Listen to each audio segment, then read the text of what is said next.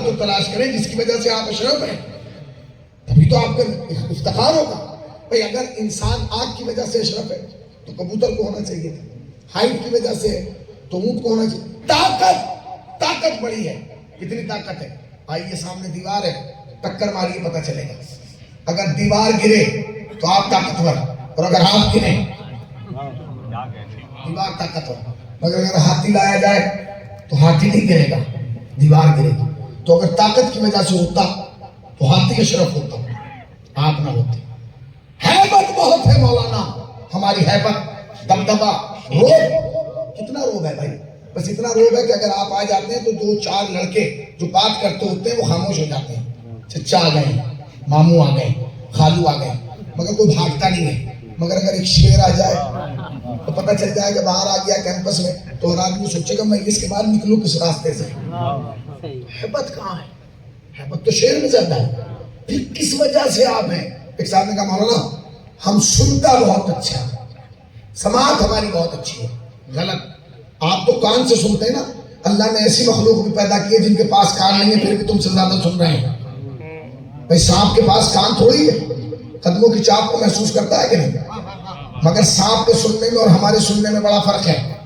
سانپ سب کچھ سنتا ہے، انسان سب کچھ نہیں سنتا، یہ اپنے کام کی سنتا ہے، اور اس کے سننے کا مزاج یہ ہے کہ اگر یہ سننے پہ آئے تو کان کی بات سن لے، نہ سننے پہ آئے تو میدان کی بات نہ سنیں۔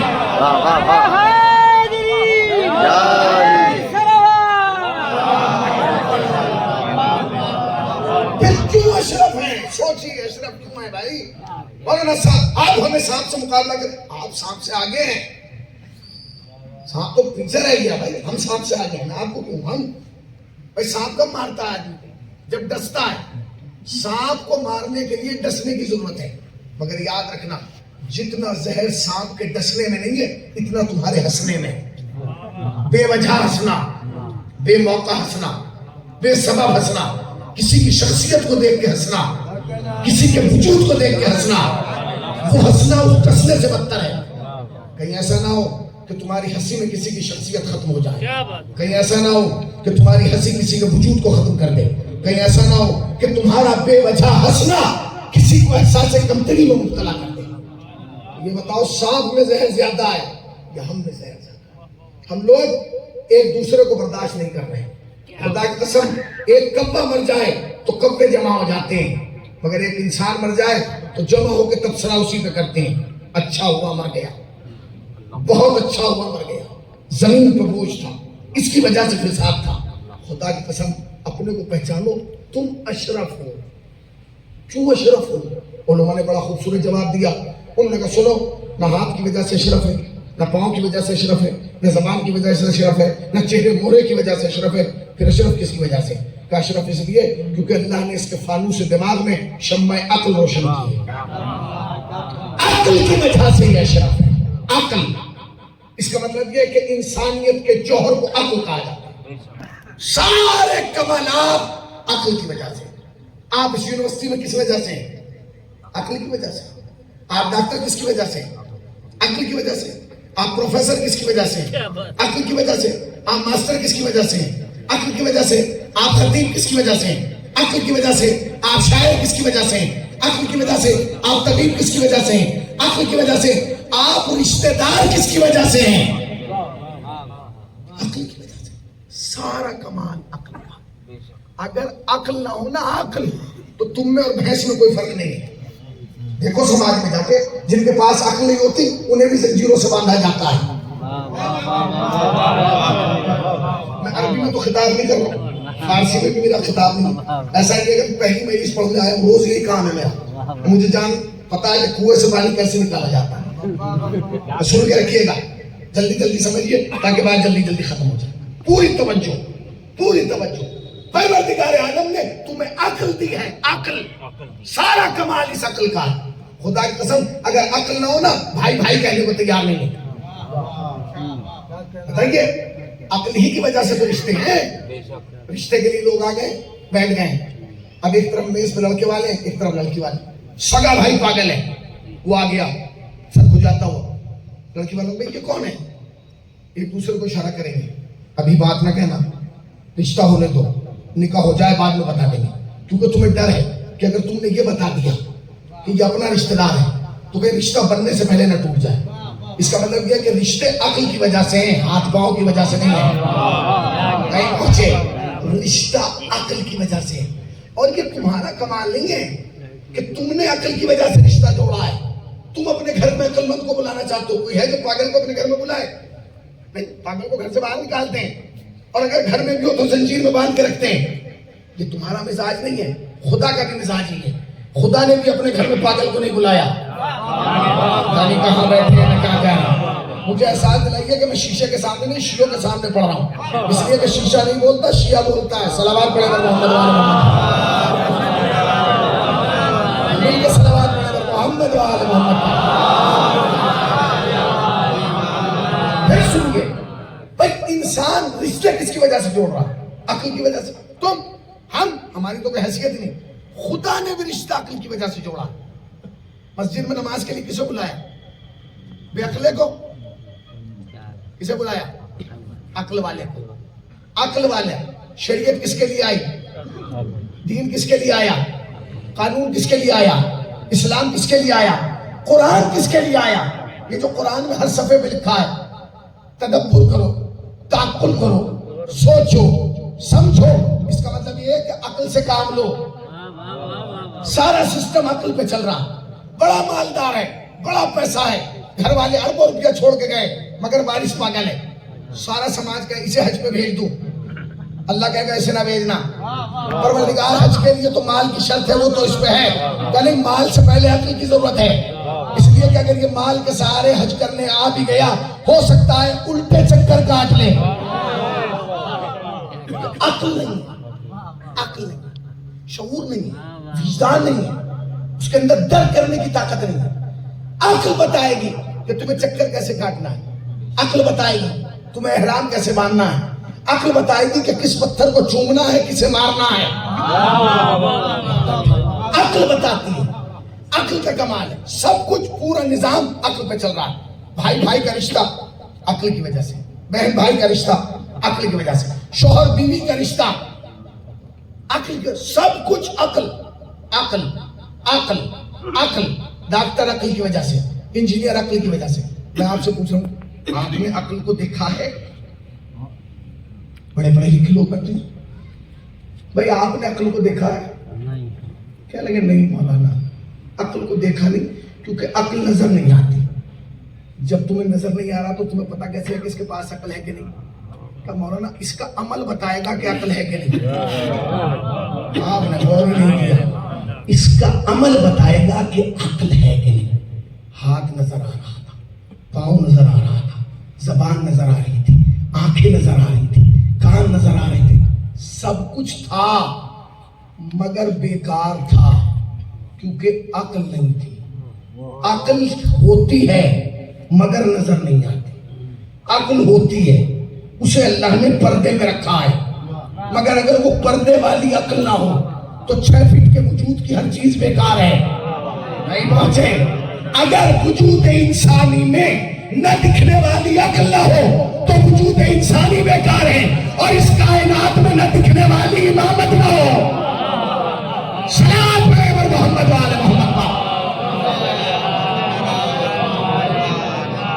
ہاتھ کا کام کرنا اس بات کی دلیل ہے کہ عقل ہے، پاؤں کا صحیح چلنا اس بات کی دلیل ہے کہ عقل ہے، زبان کا صحیح بولنا اس بات کی دلیل ہے کہ عقل ہے، نظر نہیں آ رہی ہے کیونکہ ہاتھ کام کر رہا ہے، زبان صحیح بول رہی ہے، یہ بکواس نہیں کر رہی ہے، گالیاں نہیں دے رہی ہے، عقل ہے۔ آپ سمجھے؟ آپ کہتے تو کہ جی پتا کیسے چلے گا امام ہے تو نظر کیوں نہیں آ رہے؟ اپنے سے پوچھ، ہاتھ کام کر رہا ہے، عقل ہے، زبان کام کر رہی ہے، عقل ہے۔ اب پوچھ رہا امام ہے، دلیل کیا ہے؟ سورج ٹائم پہ نکل رہا ہے، چاند صحیح کام کر رہا ہے، ستارے گردشیں صحیح طے کر رہے ہیں، اگر یہ سب کچھ صحیح ہو رہا ہے اس کا مطلب امام ہے، امام ہے۔ پہلی چیز کا نام ہے عقل، ساری چیز کا انحصار عقل پہ۔ اللہ نے جو سجدہ رکھا ہے نا، سجدہ تمہارے وجود کی وجہ سے نہیں، تمہاری عقل کی وجہ سے رکھا ہے۔ اس لیے کہ اعضائے سجدہ کتنے ہیں؟ 7. اعضائے سجدہ کتنے؟ 7. ہاتھ، انگوٹھے، پیشانی. بہت سارے بچے آگے پوچھتے ہیں مولانا یہ بتائیے کہ سجدے میں کیا کیا ٹکانا چاہیے؟ بس جہاں جو ہاں کافور لگایا جاتا ہے وہی ٹکنا ہے. وہاں بھی کافور لگے گا. اب آپ نے 6 چیزیں ٹکا دی، ہاتھ بھی ٹکا دیے، گھٹنے بھی، انگوٹھے بھی. پورے دن کھڑے رہے بیت الصلاۃ میں، مسجد میں، حکم سجدہ آ جائے گا؟ ہو جائے گا سجدہ. کوئی مولوی صاحب، کوئی عالم، قابل، فاضل، علامہ، ڈاکٹر کو کہتے کہ سجدہ ہو گیا. نہیں مولانا، سجدہ جب ہوگا جب یہ پیشانی دکھائے گا. بھئی پیشانی کی شرط کیوں ہے؟ کہ اللہ پیشانی سے سجدہ نہیں کرانا چاہتا، پیشانی کے پیچھے جو عقل ہے. آپ نے غور ہی نہیں کیا. پیشانی کے پیچھے جو عقل ہے اس سے سجدہ کرانا چاہ رہا، کیونکہ تیری زندگی میں جو کچھ ہے عقل ہی کی وجہ سے تو ہے.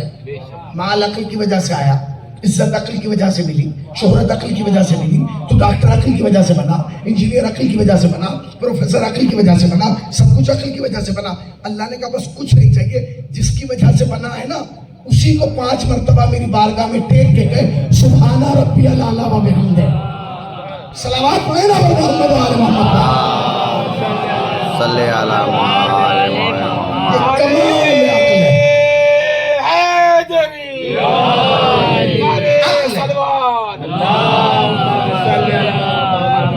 عقل ہے. عقل پہلی چیز کا نام ہے عقل. انسان کا جوہر کیا ہے؟ عقل. عقل کے بعد جو دوسری چیز آتی ہے فوراً اس کا نام ہے شعور. عقل الگ ہے، شعور الگ ہے. عقل ڈگری دلاتی ہے، شعور بتاتا ہے اسے پھاڑنا نہیں. جو میں کہہ رہا ہوں بہت سارے لوگ ڈگریاں لے لیتے ہیں ان میں شعور نہیں ہوتا. لیکن شعور ہونا بہت ضروری ہے. عقل ہے، ڈگری ہے، شعور نہیں ہے. ہر آدمی کہیں گے پڑھا لکھ لیا بے شعورا ہے، اسے پتہ ہی نہیں. شعور کا مطلب کیا ہے؟ شعور تمہارے اندر فکر پیدا کرتا ہے، سینس پیدا کرتا ہے. مثلا شعور بتاتا ہے کہ شیروانی پہ ٹائی نہیں چلتی. کہاں بیٹھے ہیں آپ؟ اب میرا اپنا انداز یہ ہے کہ میں اس کے لیے میں اپنے کو بدل تو نہیں سکتا نا. پھر سنیے، شعور بتاتا ہے کہ ٹائی پہ شیروانی اور شیروانی پہ ٹائی نہیں چلتی. بہت بڑا ڈاکٹر ہو، شیروانی پہ ٹائی پہن کے آ جائے، خدا کی قسم آپ چاہے جتنی عزت کرتے کونی مار کے ایک دوسرے کہیں گے ڈاکٹر صاحب چلی گئے، دنیا دیکھی نہیں. یہ آپ کیوں کہہ رہے ہیں؟ کیونکہ آپ خود باشعور ہیں. آپ نے غور کیا؟ ایک لفظ آہستہ سے کہو اگر بیدار ہو. اس کا مطلب یہ کہ باشعور قوم کی پہچان یہ ہے کہ وہ شیروانی پہ ٹائی برداشت نہیں کرتی. آپ کتنے بے شعور تھے کہ آپ نے یہاں کنہیں برداشت کر لیا. سبحان اللہ. شعور ہے، یہ شعور بتائے گا. شعور کا معاملہ کیا ہے؟ وہ بتاتا ہے کیا پہننا ہے، کیا پہننا.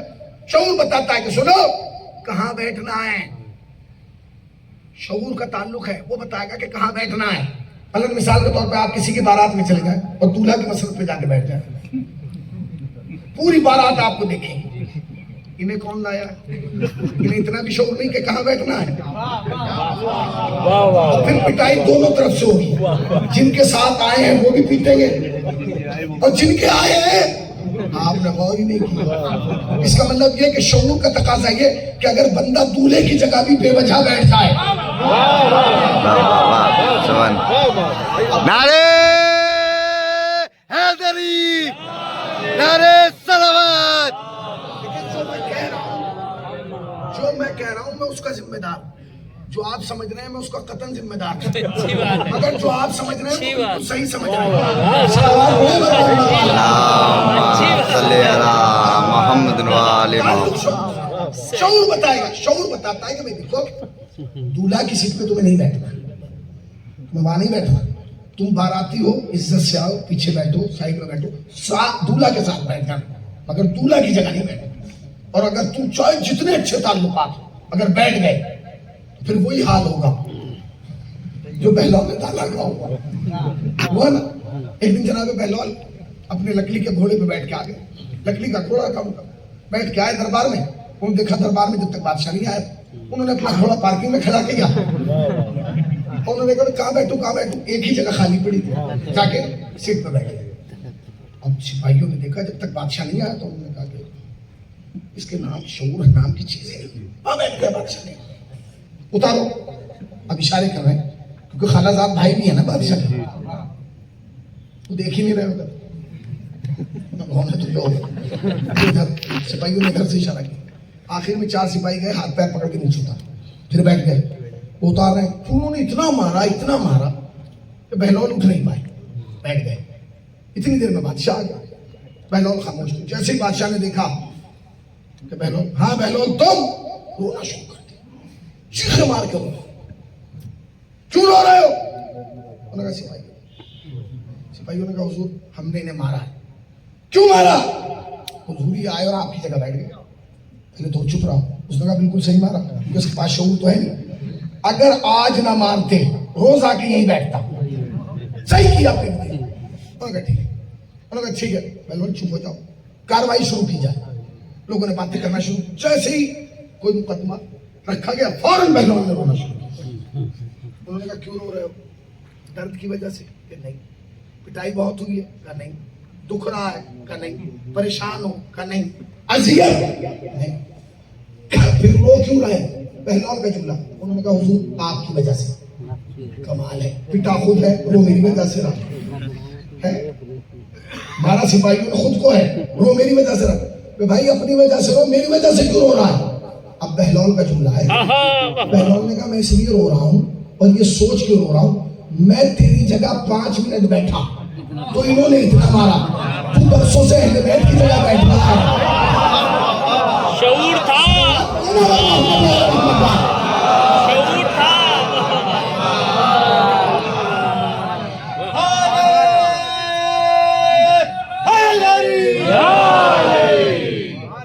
یہ کیا شعور ہے؟ شعور بہت ضروری ہے. شعور بتاتا کیا کرنا ہے. کیا دیکھیں شعور کی میں آپ کو چھوٹی سی مثال. آپ نے کسی کو دعوت پر بلایا, وہ آ گئے, دسترخوان لگا. ابھی دسترخوان لگ ہی رہا تھا وہ کھڑے ہوئے, جبکہ دعوت انہیں کی ہے, مہمان بھی وہی ہیں, گیسٹ بھی وہی ہیں, سب کچھ انہیں کے لیے. وہ کھڑے ہوئے اور انہوں نے ڈونگے کا ڈھکن ہٹایا اور جلدی سے مرغے کی جتنی ٹانگیں تھیں اپنی پلیٹ میں اٹھائی. تاثر کیا ہوگا آپ کا؟ کیا کہیں گے آپ؟ کیا کہیں گے؟ شعور ہے ہی نہیں. جبکہ دعوت اس کی تھی, بنایا بھی اسی کے لیے تھا, اتارا بھی اس نے. کیا مولانا ٹائمنگ غلط تھی, غلط ٹائم کو اتار دیا. اس کا مطلب یہ کہ باشعور قوم اسے بھی بے شعور سمجھتی ہے جو اپنی ہی دعوت میں وقت سے پہلے مرغا اتار دے. تو جہاں مرغا بھی آپ کا نہیں تھا, دعوت بھی آپ کی نہیں تھی, آپ نے ٹانگ کے بجائے پورا ڈونگا لے گئے اور ہمیں تبصرہ بھی کرنے نہیں دے رہے ہیں. اس کا تعلق شعور سے. اچھا ایک اور بات آخری, اور پھر میں مثالیں پڑ جائیں. شعور کا تعلق ہے جب آپ روٹی کھاتے ہیں تو اب اس میں 4 چیزیں کار فرما ہوتی ہیں. اللہ نے کہا کہ انسان سن, 3 ذمہ داریاں میں لے لیتا ہوں, ایک تو لے لے, بھئی یہ کام کر لینا تو, اور سب ذمہ داری میری. روٹی کھانے سے پہلے کہ کیا کہ تو روٹی کو ہاتھ لگائے گا نا, ہاتھ چھوتے ہی بتائے گا تازی ہے یا باسی. یہ میرا کام ہے, یہ تجھے نہیں دیکھنا کہ تازی ہے کہ باسی. یہ جیسے ہی تو چھوئے گا ہاتھ بتا دے گا. کہ جی ٹھیک ہے.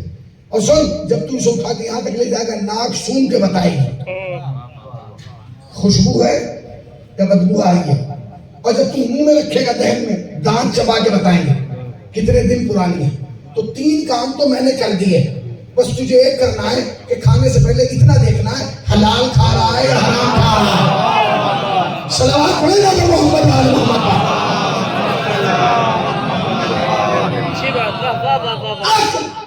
عقل کے بعد شعور. شعور بہت ضروری ہے, شعور ہونا چاہیے. شعور بتاتا ہے کہاں بیٹھنا ہے, کہاں نہیں بیٹھنا, کیا کھانا ہے, کیا نہیں کھانا, کس کا کھانا ہے. تو مہم ہے کس کا نہیں کھانا. اس کے بعد تیسری چیز آتی ہے حیا. عقل, شعور, حیا, یہ بہت بڑی چیز ہے. حیا نہ ہونا تو آدمی جانور سے بدتر ہے. کیا بات ہے, کیا بات ہے. بھائی انسان میں اور جانور میں جو بنیادی فرق ہے عقل کے بعد, وہ سب سے بڑا کیا ہے؟ حیا کا. حیا بے حیائی, غیرت بے غیرتی. اس کی مثال سنیے آپ تاکہ آپ سمجھیں کہ حیا کیا ہوتا ہے. حیا یہ ہے کہ جب جانور اپنی جن سے مخالف کو دیکھتا ہے تو اس سے اپنی خواہشات پوری کرنا چاہتا ہے, بس بس اسے خواہشات پوری کرنا ہے کیونکہ وہ جن سے مخالف ہے. مگر جب انسان کسی صنف نازک کو دیکھتا ہے تو اس سے کوئی خواہشات پوری نہیں کرنا چاہتا، بلکہ وہ اس کو جہاں دیکھتا ہے یہ دیکھتا ہے بڑی خوبصورت ہے، مگر فوراً اس کا دماغ کہتا ہے کہ نہیں یہ ہے تو خوبصورت مگر کسی کی ماں ہے، کسی کی بہن ہے، کسی کی پھوپھی ہے، کسی کی خالہ ہے، کسی کی زوجہ ہے. یہ رشتے آ جاتے ہیں. کیوں؟ اس لیے کہ اللہ نے جب انسان کو پیدا کیا تو آزاد نہیں چھوڑا، اس کے پاؤں میں حیا کی بیڑی ڈال دی تاکہ وہ حدود کو عبور نہ کر سکے. کہ تمہارے لیے نہیں، ہمارے ابا آدم کے پاؤں میں ڈالی تھی. جب جناب آدم نے حوا کو جنت میں ٹہلتے ہوئے دیکھا تو کہا نے کہا یہ مجھ جیسی مخلوق کون ہے؟ کہا ہے تیرے لیے مگر ایسے نہیں، ایک نظام ہے، نکاح کر کے آؤ گے تو یہاں تک آؤ گے. تو یہ دائرہ کس کے لیے بنایا؟ یہ اس کا دائرہ تھا حیا کا دائرہ. اب یہ پیغام اہم ترین پیغام جناب مرسل اعظم پہ آنے والی کتاب جو قیامت تک معجزہ قیامت تک باقی رہے گی، جسے قرآن کہا جاتا ہے، تمام مسلمانوں کو اس پر ایمان. اس میں سورہ نساء میں پروردگار عالم نے ایک نظام حیا بیان کیا. حرمت علیکم امہاتکم و اخواتکم و خالاتکم و بناتکم، ہم نے تمہاری مائیں، تمہاری بہنیں، تمہاری پھوپھیاں، خالائیں، بھانجی، بھتیجیاں، دودھ پلانے والی دائیاں تم پر حرام قرار دی. یہ قرآن کا بیان. مطلب کیا؟ یعنی تمہاری ماں تمہارے لیے پاک ہے، ماں سے شادی نہیں ہو سکتی، بہن سے شادی نہیں ہو سکتی، پھوپھی سے شادی نہیں ہو سکتی، خالہ سے شادی نہیں ہو سکتی، بھانجی سے شادی نہیں ہو سکتی، بھتیجی سے شادی نہیں ہو سکتی. حد ہے دودھ پلانے والی دائی سے شادی. یہ پاکیزہ رشتے، یہ آبرومند رشتے ہیں، یہ عزتدار رشتے ہیں، یہ اکرام والے رشتے ہیں. اچھا جو پیغام قرآن کا تھا این وہی نبی کا تھا. نبی بھی جانے سے پہلے ایک چارٹ بنا کے گئے اور بتایا کہ یہ رشتے محرم ہیں اور یہ رشتے نہ. تو آپ سب جانتے ہیں یہ پیغام نبی کا تھا، یہی پیغام قرآن کا تھا. دونوں کا پیغام ایک ہی تھا، نبی کا بھی اور قرآن کا بھی. نبی کے جانے کے اس دنیا سے 50 سال کے بعد اس منبر پر ایک شخص آیا. اس نے آنے کے بعد خالی یہ نعرہ نہیں لگایا کہ کوئی قرآن نہیں آیا، کوئی جبرائیل نہیں آیا، کوئی وحی نہیں آئی، یہ بنی ہاشم کا ایک ڈھونگ تھا جو انہوں نے حکومت اور اقتدار کے لیے کیا. نہیں، اس ملعون نے یہ بھی کہا کوئی ماں نہیں، کوئی بہن نہیں، کوئی پھوپھی نہیں، کوئی خالہ نہیں، عورت صرف ایک عورت ہے. آپ نے دیکھا یعنی یہ جو سوچ تھی یہ درندوں والی سوچ تھی، جانوروں والی سوچ تھی. اس نے کہا کہ کوئی رشتہ نہیں ہے، عورت صرف وہ ایک عورت ہے. یعنی بیوی میں اور ماں میں کوئی فرق نہیں، بیوی میں اور خالہ میں کوئی فرق نہیں. اچھا آپ یہ سوچئے کہ ابھی نبی گئے ہیں، قرآن موجود ہے، اس کے اندر اتنی جرأت کہاں سے آ گئی کہ وہ یہ کہہ سکے؟ کیونکہ وہ یہ سوچ رہا تھا کہ نبی تو چلے گئے، وہ تو لوٹ کے آئیں گے نہیں. بچہ قرآن یہ ہے خاموش، یہ نہ روکے گا نہ یہ ٹوکے گا. مگر اس احمد کو یہ نہیں پتا تھا کہ نبی جانے سے پہلے کتاب کے ساتھ وارث سے کتاب چھوڑ کے گیا ہے جس کا نام ہے حسین. حسین کھڑے ہوئے اور کھڑے ہونے کے بعد کہا یزید خاموش سن، حلال محمدی قیامت تک حلال ہے، حرام محمدی قیامت تک حرام. جو میرا نانا محمد حلال کر کے گیا ہے وہ قیامت تک حلال رہے گا، جو میرا نانا محمد حرام کر کے گیا ہے قیامت تک حرام رہے گا. یعنی کیا؟ حسین نے کہا سن، ماں قیامت تک ماں رہے گی، بہن قیامت تک بہن رہے گی، پھوپھی قیامت تک پھوپھی رہے گی، خالہ قیامت تک خالہ رہے گی، بھانجی قیامت تک بھانجی رہے گی. اب کربلا کی جنگ میں خط ہے، ادھر حسین ادھر یزید. ایک طرف وہ جہاں رشتے سارے پاک ہیں، ایک طرف وہ جہاں کوئی رشتہ ہی نہیں ہے. آج کے بعد جوانوں پریشان نہ ہونا، سب مجلس میں کیوں نہیں آتے، سب جلوس میں کیوں نہیں آتے، سب شبیداری میں کیوں نہیں آتے، سب عزاداری میں کیوں نہیں آتے. حسین کی مجلس میں سب نہیں آئیں گے، وہی آئے گا جو ماں کو ماں سمجھے گا، بہن کو بہن سمجھے گا، پھوپھی کو پھوپھی سمجھے گا، خالہ کو خالہ سمجھے گا. اب اس جملے کا اثر دیکھیے گا، اس جملے کا اثر دیکھیے. خدا کی قسم وقت کم، تقریر کم، الفاظ کم، لہجہ کم جو کہنے جا رہا. حسین کے جملے کا اثر جو یزید نے کہا تھا کہ کوئی رشتہ نہیں، حسین نے کہا نہیں سب رشتے ہیں، اس جملے کا اثر کب دکھایا؟ حسین نے جملے کا 61 ہجری میں، جملے کا اثر دکھاؤں گا میں 1445 ہجری میں۔ ابھی ایک ہفتہ پہلے اربعین ختم ہوا، تقریباً 2 سے 2.5 کروڑ لوگ گئے، اس میں صرف شیعہ تھے نہیں، کرسچن جا رہے ہیں، عیسائی جا رہے ہیں، اہل سنت جا رہے ہیں، قادری جا رہے ہیں، ہر طبقے کا لوگ اربعین میں جا رہے ہیں۔ حد ہو گئی۔ ہم اس سال گئے تو ہمیں مہاراشٹر کا ایک MLA ملا، 9 آدمیوں کے ساتھ گیا، 9 آدمیوں کے ساتھ باقاعدہ تلک لگا۔ ان سے پوچھا کہ آپ کیوں ہیں؟ تو کہنے لگا پہلی بار نہیں آیا، پچھلے سال آیا تھا، اس سال پھر آیا۔ تو میں نے ان سے کہا کہ حضور آپ کا حسین سے کیا تعلق ہے؟ آپ نے نہ حسین کے نانا کا کلمہ پڑھا ہے نہ حسین کی، اس نے کہا اسی لیے مدینے نہیں گیا، کربلا آیا، کیونکہ حسین کا تعلق اسلام سے نہیں انسانیت سے ہے۔ حسین کا تعلق اسلام سے نہیں ہے، انسانیت سے۔ اگر گھر میں ماں ہے تو حسین کی وجہ سے ہے، اگر رشتے ہیں تو حسین کی وجہ سے۔ آپ خود سوچئے، میں آپ سے پوچھ رہا ہوں، اربعین تو آپ نے دیکھا ہے نا، کتنے لوگ جا رہے ہیں؟ عیسائی جا رہے ہیں، کرسچن جا رہے ہیں، ہر طبقے کے لوگ جا رہے ہیں۔ میں آپ سے پوچھ رہا ہوں، مدینے کو جاتے دیکھا آپ نے؟ کیوں نہیں جا رہے مدینے؟ مسلمانوں کے علاوہ کوئی مدینے کیوں نہیں جاتا؟ جاتا ہے کوئی؟ مکے جاتے ہیں لوگ؟ بھائی مکے کسی کو جاتے ہوئے دیکھا؟ کوئی عیسائی جا رہا ہو، کوئی کرسچن جا رہا ہو، کوئی ہندو جا رہا ہو؟ وہاں تو جا ہی نہیں سکتا، کیونکہ وہاں کعبے میں تو بہت دور ہے، شہر میں بھی نہیں جا سکتا، کیونکہ شہر کی انٹری پہ لکھا ہے کافر ممنوع الورود اور مسلم نہ چلاؤ۔ ہماری تو سمجھ میں یہی نہیں آ رہا کہ تم نے بورڈ پہ یہ لکھ دیا کہ کافر اس شہر میں نہیں آ سکتا، اور تاریخ میں لکھ رہا ہے کہ کعبے کی چابی ابو طالب کے پاس تھی۔ صلوات پڑھیں نا محمد وعلی محمد۔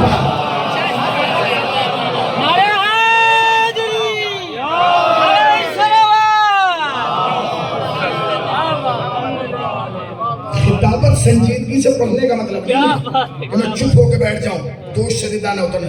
خطابت کا مطلب یہ کہ حقیقت بچوں کے دماغ تک اتار دی جائے۔ سوچئے کیوں نہیں جا رہے لوگ؟ کیوں نہیں جا رہے؟ نجف کیوں نہیں جا رہے بھائی؟ قازوین کیوں نہیں جا رہے؟ مصر کیوں نہیں جا رہے؟ حسینی کی طرف کیوں جا رہے؟ اس کا مطلب یہ کہ حسین انسانیت کا رہنما بن کے ابھرا۔ اگر آج پوری دنیا میں کہیں انسانیت باقی ہے، زبان کوئی بھی ہو مزاج حسین کا ہے، زمین کوئی بھی ہو مزاج حسین نے بتایا ہے کہ انسانیت کیا ہے۔ لوگوں نے جا کے نظریات بدل دیے، خدا کی قسم نظریات۔ ایک تو ہماری سب سے بڑی مشکل یہ کہ پہلے ہماری کوشش یہ تھی کہ باہر والا کشتی میں آ جائے، اب ہمیں ڈر یہ لگ رہا اندر والا کود کے باہر نہ چلا جائے۔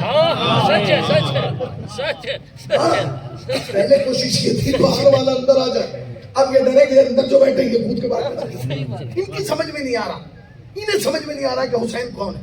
اگر حسین سمجھنا چاہتے ہو نا، کربلا جاؤ، تمہیں پتا چلے گا کہ آدمی بغیر ہاتھوں کے بانٹتا کیسا، آدمی بغیر پاؤں کے چلتا کیسے، تمہیں پتا چلے گا نا، تمہیں وہاں نظر آئے گا کھانے والے کم ہیں کھلانے والے زیادہ ہیں۔ ریکارڈ ٹوٹ گیا، پوری دنیا کا ریکارڈ ٹوٹا ایسا۔ اور لوگوں نے کہا، بلکہ خبر چلی تھی کہ 1 گھنٹے میں نجف ایئرپورٹ پر 32 فلائٹیں اتری، 1 گھنٹے میں، 1 دن میں 800 فلائٹیں اتری۔ پڑھنا آسان ہے، سننا آسان ہے، ایئرپورٹ کا نظام ہی جاتا ہے۔ 32 گھنٹے میں، دن میں 800۔ آپ نے سمجھا؟ حسین نے تو مزاج ہی بدل دیا۔ حسین نے بتایا کہ تم مجھے کہاں سمجھ پاؤ گے، جو زمین کربلا اور آسمان کربلا کو ایک جیسا کر دے اسے حسین کہتے ہیں۔ اربعین پہ زمین کربلا اور آسمان کربلا میں کوئی فرق نہیں تھا، زمین پر بھی عزادات تھے، آسمانوں میں بھی عزادات تھے۔ سبحان اللہ۔ مزاج حسین۔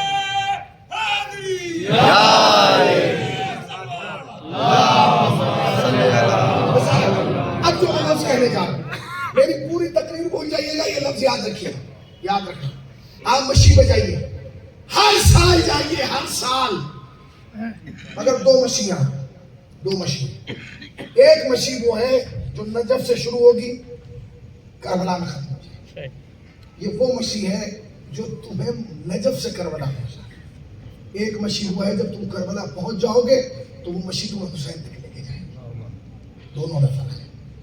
نجف سے کربلا جانا اور ہے, کربلا سے حسین تک جانا اور ہے. اور ہے بے شک حسین پھر سنی جگہ جو میں کہہ رہا ہوں, نجف سے کربلا جانا اور ہے, بے شک کربلا سے حسین تک جانا. اور ہے ہماری مشین وہ ہے کہ ہم نجف سے کربلا جا رہے ہیں, اور نے وہ مشین کی کہ حسین کربلا سے حسین تک آیا. حسین کا مطلب مزاج بدل جانا. جو چیزوں کو بدل دے اسے حسین کہتے ہیں, واہ واہ واہ واہ جو مزاجوں کو بدلے اسے حسین کہتے ہیں. سبحان اللہ آپ کہیں مولانا کیا مزاج ہی حسین کا ہے, جو بدلے اسے حسین کہتے ہیں. حسین کے پاس جب تم پہنچو گے نا چیزیں بدلنے لگی. کیا بات ہے حسین کا مزاج یہ ہے, یہ مٹی کو کھا کے شفا بنا دیتا ہے, یہ پانی کو صغیر بنا دیتا ہے, یہ جانور کو سلجنا بنا دیتا ہے, یہ حور کو علیہ السلام بنا دیتا ہے. شہادت یہ ہے محمد والے محمد. صلی علی محمد وآل محمد. چیزیں بدلنے لگی, فکر بدلنے لگی. سلام چلیں گے تو چیزیں بدلتی ہیں, چیزیں بدلتی ہیں. حسین نے چیزیں بدلی. اب میں جملہ کہنا چاہتا ہوں, تقریر سمیٹ کے آخری مرحلے تک آ گئی. قرآن نے کہا یہ پاک ہے, ماں پاک, بہن پاک, پھوپھی پاک, خالہ پاک, بھائی. میں آپ سے پوچھا ہوں, دنیا کا چھوٹا سا انسان بھی اگر جھگڑا ہوتا ہے نا تو سب سے پہلے خواتین کو محفوظ کرتا ہے, انہیں گھر میں رکھتا, خود میدان میں آتا. حسین نے تو مزاج ہی بدل دیا. حسین اکیلے نہیں ہے, حسین خواتین کو بھی لے گئے. اب ایک بہت بڑا اعتراض ہوتا ہے برادران کی طرف سے. وہ کہتے ہیں کہ جی امام حسین تو علم لدنی کے وارث تھے, زبان رسالت چوسی تھی حسین نے, نبی کو جانتے تھے, پہچانتے تھے. حسین کو تو علم غیب تھا, حسین کو معلوم تھا میرا مقتل کربلا, میرا مدفن کربلا, میری منزل آخر کربلا, مجھے دفن کربلا میں ہونا. حسین کو سب کچھ معلوم. حسین کو یہ بھی معلوم تھا کہ میرے قتل کے بعد جو رات آئے گی وہ شان غریبہ ہوگی.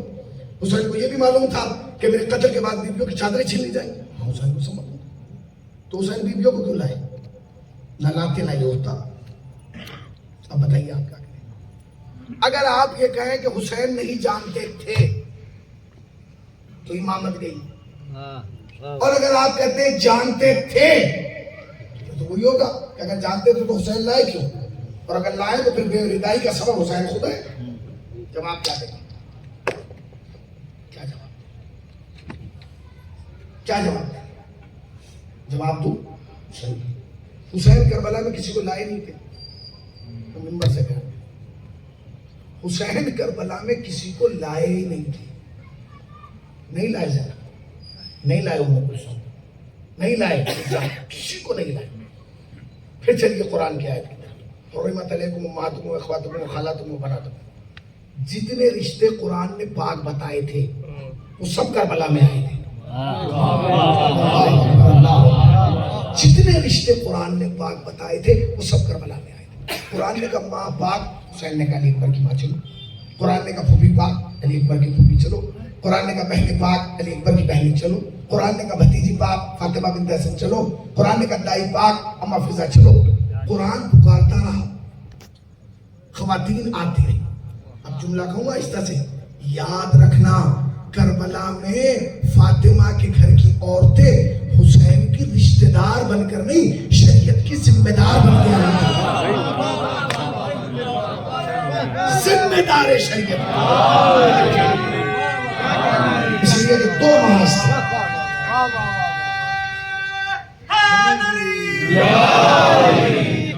اگر بہن بن کے آتی سیدہ زینب سلام اللہ علیہا تو بہنوں کی طرح روتی اور وہی کربلا ختم ہوتا. مگر یہ مشن الہی تھا. اچھی وجہ ہے. یہ دونوں بھائی بہن جائیں گے, بھائی بنائے گا, بہن بچائے گی. مشن تھا بے شک. مشن الہی ہے, یہ نظام الہی تھا کہ کربلا بنانا حسین کا کام تھا, کربلا بچانا زینب. آج پوری دنیا میں کہیں بھی فرشتہ بچھ رہی ہے, احسان ہے زینب. آج کہیں بھی یا حسین کہہ کے لوگ رو رہے ہیں, احسان ہے حسین. آج کہیں بھی تعارف ہو رہا ہے نا حسین کا, احسان ہے زینب. کربلا کربلا تک رہ جاتی اگر زینب نہ. جس زینب کا مزاج جانتے ہیں, ایک جملہ کہنا چاہتا ہوں. جناب سیدہ سے پوچھا گیا بیوی کیوں روتی ہیں اتنا؟ عجیب جواب دیا اپنے پاپا کے بعد. کہتے ہیں کہ میرے پاپا کے بعد ہمارے مزاج کے مدینے میں 3 لوگ تھے. ماں کا جملہ. اب بیٹی کا مزاج بتاؤں گا. جو ان 3 کو کروڑوں میں بدل دے اسے زینب کہتے ہیں.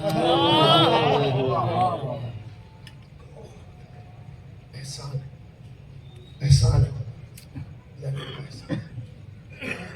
اور آپ جا کے دیکھیے جناب زینب کی تعریف. وہ کام ہے. حسین جانتے تھے جناب زینب کو، امام حسین کے علاوہ کوئی نہیں جانتا. زینب کی طاقت، زینب کا وقار، زینب کی عبادت، زینب کی شہادت کو حسین کے علاوہ کوئی نہیں پہچانتا. ممبر سے کیا عالم، فقیہ، ادیب، محقق، مدبر، شاعر کوئی زینب کو نہیں سمجھ سکتا لیکن حسین نے. اسی لیے حسین نے جو آخری جملہ کہا جناب زینب سے وہ تاریخ ساز تھا. بہن ہمیں نماز شب کی دعاؤں میں فراموش کرنا. یہ جملہ نہیں ہے، یہ ایک آئینہ ہے جس میں زینب کا کردار ہے. حسین بتا رہے ہیں کہ زینب کو اب امام جا رہے ہیں کہہ دیتے بہن مجھے نماز میں دعاؤں میں فراموش نہ کرنا. نہیں، نماز شب. حسین نے نماز شب کی قید کیوں لگائی؟ کیونکہ حسین جانتے تھے کہ اب ہمارے بعد جو ہوگا کیا ہوگا. چادریں چھین جائیں گی، اسباب چھین جائیں گے، کھانا نہیں دیا جائے گا، پانی نہیں دیا جائے گا. ایسے لمحے میں حسین کہہ رہے ہمیں نماز شب کی دعاؤں میں فراموش کرنا. نماز شب واجب نہیں ہے، کمپلسری نہیں ہے. پڑھے تو ثواب، نہ پڑھے تو کوئی عذاب نہیں. حسین نے جملہ کہہ کے قیامت تک کی تاریخ لکھ دی کہ زینب جانتو کسے کہتے ہیں؟ جانتو زینب کسے کہتے ہیں؟ دنیا زینب سے سب کچھ چھین سکتی ہے، شوق عبادت نہیں چھین سکتی. نماز شب بڑا زور ہے علماء کا. علماء تو چھوڑ دیجیے، اماموں کا زور ہے. آپ کہیے کہ اللہ نے امام حسین کے لیے، جناب عباس کے لیے مولا کائنات نے دعا کی. نہیں، دعا نہیں کی، نماز شب میں مانگا. علی کسی بھی نماز میں مانگتے عباس مل جاتے. نماز شب کیوں کہا گیا؟ تاکہ قوم کے دماغوں میں نماز شب اترے. حسین نے سکینہ کو نماز شب میں مانگا. کیوں؟ اگر حسین ویسے ہی مانگ لیتے تو سکینہ مل جاتا، مگر نماز شب اس لیے تاکہ تم سمجھو کہ نماز شب. اب حسین کہہ رہے ہیں بہن ہمیں نماز شب کی دعا تو جانتے پھر زینب نے کیسے نمازیں پڑھی. امام سجاد کہتے ہیں اماں میں کئی دن سے دیکھ رہا ہوں آپ کھڑے ہو کے نماز نہیں پڑھتے.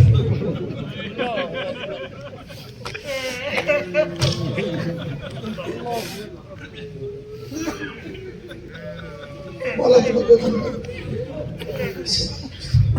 پھوپھی اماں ہم چند دنوں سے دیکھ رہے ہیں آپ کھڑے ہو کے نماز نہیں پڑھتے. کہ نہیں سجاد کوئی بات نہیں میرے لال. کہ نہیں پھوپھی اماں کوئی تو بات ہے. سنو گے زینب کا جواب؟ کہتی ہے میرے لال جو کھانا آتا ہے نا کئی کھانے میں اتنا کم ہوتا ہے کہ بچوں کا پیٹ نہیں بھرتا. ہم اپنے حصے کا کھانا بچوں کو کھلائیں. کیونکہ کھانا بچوں کو کھلاتے لہٰذا اب طاقت نہیں ہے کہ میں کھڑے ہو کے نماز پڑھوں. یہ زینب ہے. جناب زینب نے نماز کو نہیں چھوڑا. اب آئیے قدم اور آگے پڑھو. اونٹ کی پشت پہ بندے ہاتھوں سے زینب نے نماز پڑھی. مزاج تو دیکھیے آپ کہاں سے لاؤ گے ایسا بھائی؟ کہاں سے لاؤ گے ایسے بھائی؟ زیر خنجر سجدہ کر رہا ہے، بہن اونٹ کی پشت پہ نماز پڑھی.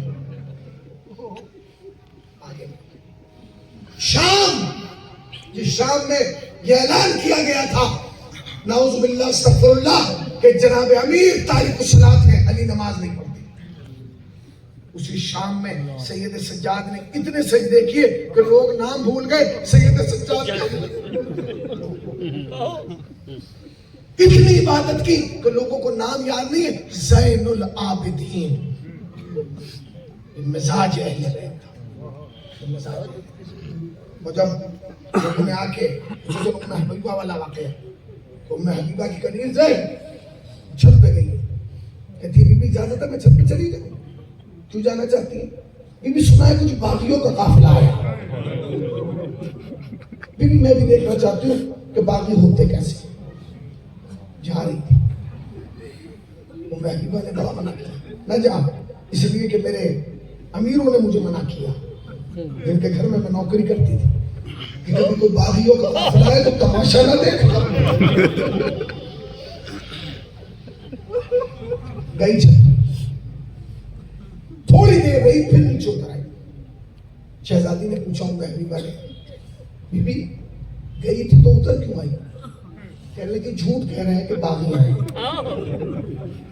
جھوٹ کیوں کہہ رہے ہیں؟ کہاں جھوٹ کہہ رہے ہیں کہ باغی ہیں. تو تو نے کیسے اندازہ لگایا کہ جھوٹ بول رہے ہیں؟ کبھی بھی جیسی میں چھت پہ گئی, میں نے دیکھا ایک 6 مہینے کے بچے کا سر ہے. تو سمجھ گئی جو بولنے کی طاقت نہیں رکھتا بغاوت کیا کرے گا. یاد رکھنا بات میں آپ سے کہنا چاہتا ہوں, آپ دانشگاہ میں یونیورسٹی میں خدمت انجام دے رہے ہیں, یونیورسٹی سے جڑے ہوئے, جب بھی تمہیں کسی کو متاثر کرنا ہو نا سامنے والے کو, تو صرف علی اصغر کی شہادت سنا. جتنا درد علی اصغر کی شہادت میں کسی میں نہیں. جب کہا نا میں حبیبہ کیفیت میں آتا, کہتی ہے بچے کا سر ہے. کہاں بھی کچھ جوانوں کے سر ہے,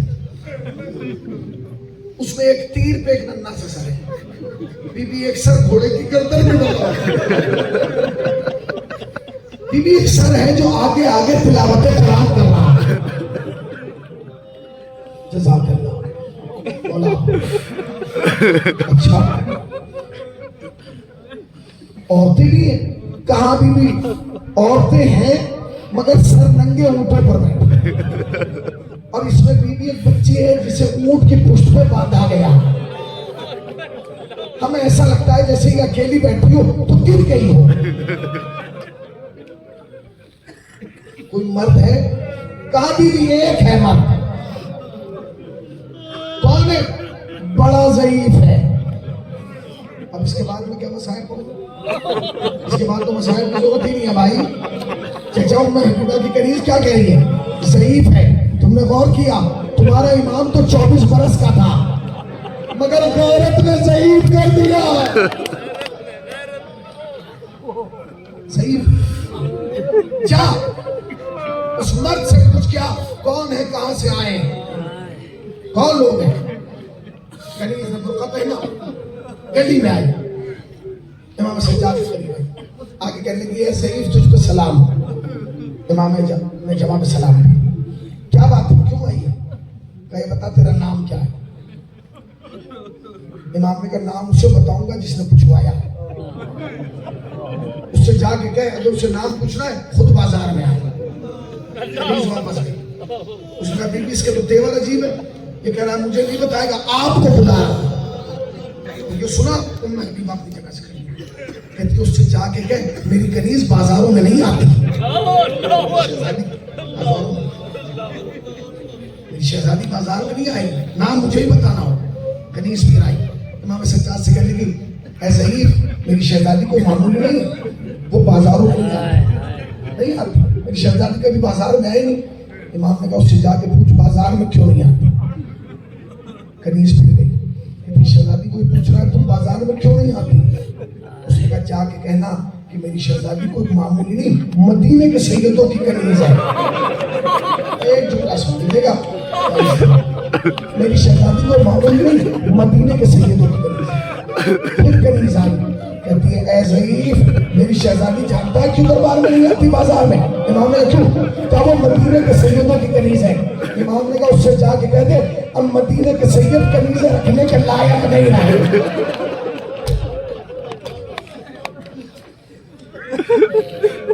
اب مدینے کے سید کنیزیں رکھنے کے لائق نہیں رہے. پھر اس نے کہا وہ تو یہ کہہ رہا ہے کہ مدینے کے سید اب کنیزیں رکھنے کے لائق نہیں رہے. اٹھی کہتی ہے میری برقع میرا چادر پہن کے امام سجاد کے ساتھ کہتی ہے بتا تم آئے کس شہر سے. امام نے کہا شہر کا نام مدینہ ہے. اس نے کہا یہ بیویاں بھی تمہاری فرینڈ ہے. امام نے کہا کہ شرم نہیں آتی وہ مدینے سے اور بیویاں سر ننگے. امام نے کہا انہوں نے خود چادر نہیں اتاری، شام میں غریبہ اتاری نہیں. اچھا یہ بتاؤ مدینے میں کس محلے سے ہو؟ امام نے کہا محلے کا نام ہے بنی ہاشم. تھوڑا دیکھا شہر کا نام مدینہ، محلے کا نام بنی ہاشم. یہ بتاؤ محلے بنی ہاشم میں کس گھر سے ہو؟ امام نے کیا جواب دیا؟ کہتے ہم اس گھر سے ہیں جب شام کو سورج چھپتا ہے رسول کے گنبد کا سایہ ہمارے گھر کے سایہ میں آتا ہے. کہتے ہیں روزے رسول کے اتنے قریب رہتے ہو؟ امام نے کہا کہتے پھر تو میرے آقا کو ضرور جانتے ہیں. امام نے کہا تیرے آقا کا نام؟ کہتے ہیں آقا کا نام ہے حسین. بھائی امام کی زنجیریں ہیں. کہنے کہ بی بی حسین کو مجھ سے زیادہ کوئی نہیں جانتا. کہ اگر حسین کو جانتا ہے پھر تو میری شہزادی کو بھی جانتا ہوگا. امام نے کہا شہزادی کا نام؟ کہتے شہزادی کا نام ہے زینب. امام نے کہا تیری شہزادی کو بھی جانتا ہوں. کہا بس اتنی دعا کر دے کہ میں جلد سے جلد مدینے جا کے اپنی شہزادی کی زیارت کر لوں. امام نے کہا یہ دعا نہ کرا. کہ اگر تجھے زیارت کرنا ہے میں اسی بازار میں زیارت کرا دوں گا. میں اسی بازار میں یہ سنا تھا میں حبیبہ کہتی ہے بولے گئے کہتی ہے شخص یہ کہہ رہا ہے کیا کہہ رہا ہے؟ کہا پاس کی بہن، کہا یہ بازار. امام نے دیکھا گا اے بڑی اماں بتائیے کہ حبیبہ آپ کون ہے؟ زینب نے بالوں کو اٹھا حبیبہ نے پہچانا تیری شہزادی زینب. حبیبہ قدموں میں گرا.